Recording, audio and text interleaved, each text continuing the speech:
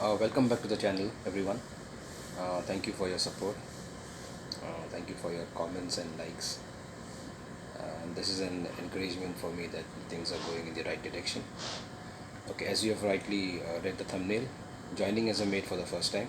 This video will be helpful to the ones who will be answering the question in the oral, especially this one, which is a typical one and will be 99% asked to you every time you go for mates orals.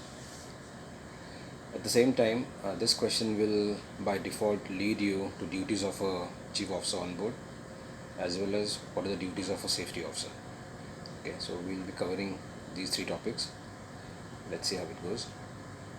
Okay, so first and foremost, when you are trying to answer this one, always remember this question will be answered in three different stages. The first stage will be how do you start the preparation when you are ashore. Second stage is when you literally reach to your vessel, and third stage will be what things will you do once you are on board.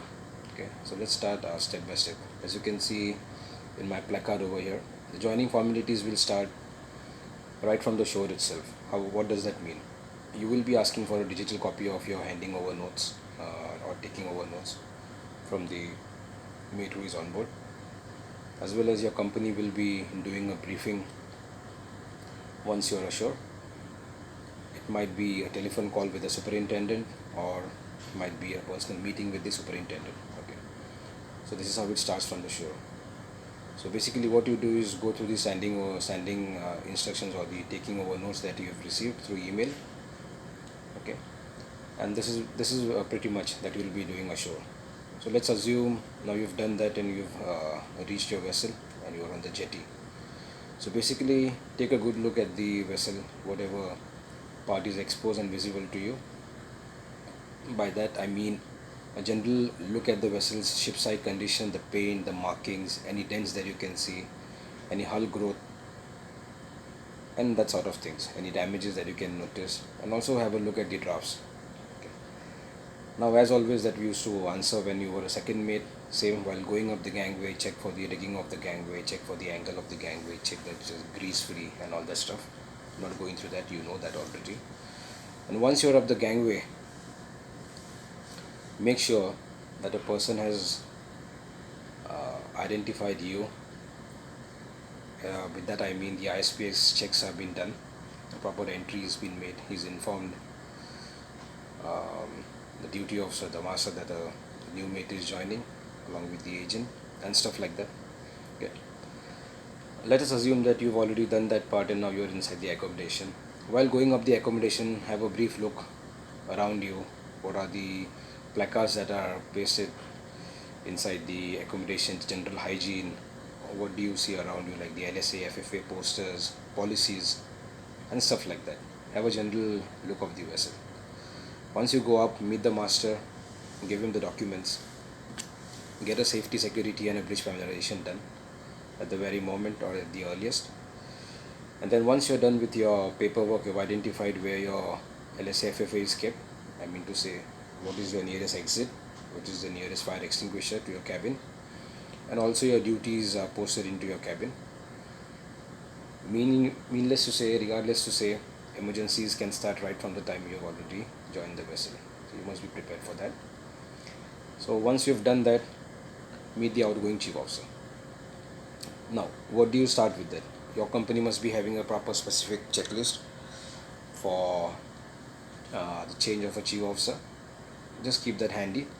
But at the same time, once you start taking off from the chief officer, just presently start what is the condition of the cargo, loading, discharging, anything in progress. Present stowage plan, that is got estimated departure, estimated completion, so that you have a rough estimate of how much time you've got for the taking over. Any ballasting, deballasting conditions in progress. Present stability condition of the vessel. And then specifically any special property of the cargo, status of the cargo, gear, any documents that you have received from ashore, or any documents of yours which have gone ashore, especially not to forget the ship shore safety checklist or the declaration of security. Hopefully you must have done that when the vessel had arrived. If not, just go through that. As I mentioned earlier, any documents which have been sent ashore, And then at the same time, what is the means of communicating with the foreman, the loading master? Is he keeping any walkie-talkies with him? Is he maintaining any watch, or have they given you a telephone to get in touch with these guys? What are the normal working hours? What are the stoppages? What are the break times? As if it is a geared vessel, you would love to get your cranes and stuff greased. So at the same time, emergency contacts, and what is going to be your departure condition. This is regarding the cargo, guys. And then you come back to the general taking over, like status of the stores, LSA, FFA, PMS status going on board. What is the planned maintenance for your particular tenure, or any big jobs which have been coming up? What is the present bunker ROB on board? Any surveys that are due? Is the vessel got any kind of non-conformities or any kind of deficiencies or any findings? What is the condition of the deck machinery, bridge equipments, especially with regards to your ship security alert system? When was it last done, and is anything due? And then you come down to your crew appraisals. What are the watch arrangements that you do? Hours of rest, very important. The rest hours file. Training and drills, definitely it will be planned up. It will be having a training planner, drill training planner.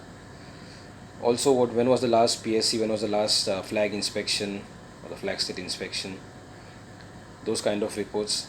And when we say idiosyncrasies, means any personal experience of the mate that he has to give to you with regards to the present vessel that you are joining, that you have already joined.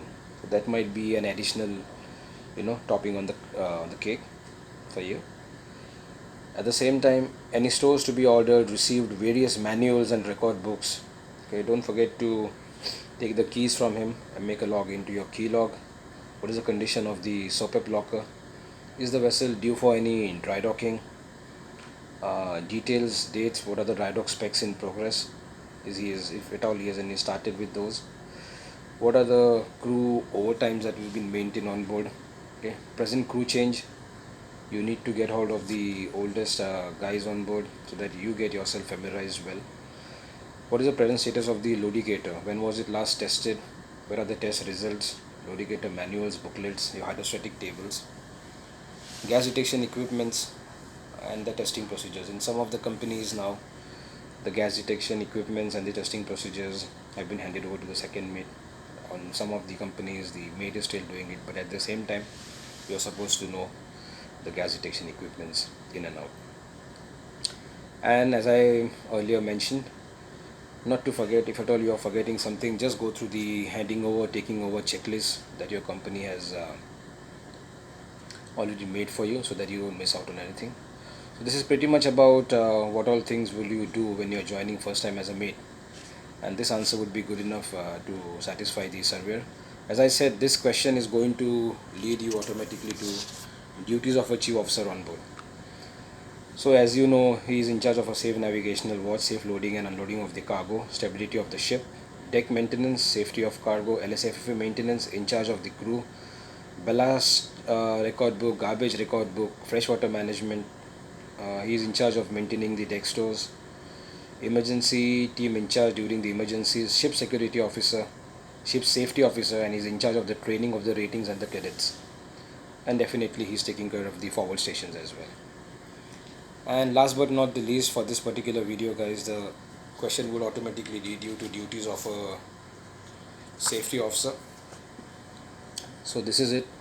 How do you remember this, guys? You remember this by a simple technique. Most safe places, as I've mentioned over here, MOST, machinery openings, stages and tools. Surfaces, check for surfaces, check for the access, check for fire prevention measures when you're doing a job, check for the electrical safety around. Again, if you're working on pressurized containers, ladders, lifting tools, what is the atmosphere? Is it safe to work? What are the personal protective equipments and clothing that the person is using? What are the escape routes available? And are there sufficient signs and illuminations posted around? And the safety culture being followed on board. So where do you get this? You get this, guys, in the COSWOP, Code of Safe Working Practices, Chapter 3. Okay, by regulations, it is required to comply with the provisions of this code. as well as the health and safety guidance and instructions from the ship. So as I mentioned, duties of a safety officer: keep record of all the incidents on board, any deaths, major or serious injuries, accidents, dangers, occurrences. Keep a record of all the screenings of the training conducted, and conduct safety meetings on board. So guys, this is pretty much about the joining of a chief officer for the first time, and by default the questions are going to lead you to duties of a chief officer, duties of a safety officer. So that's it for this video, guys. I hope this is informative. Please let me know how are we going regarding this. Any doubts, please mention in the comment section below. Thank you very much. Stay tuned for the next video.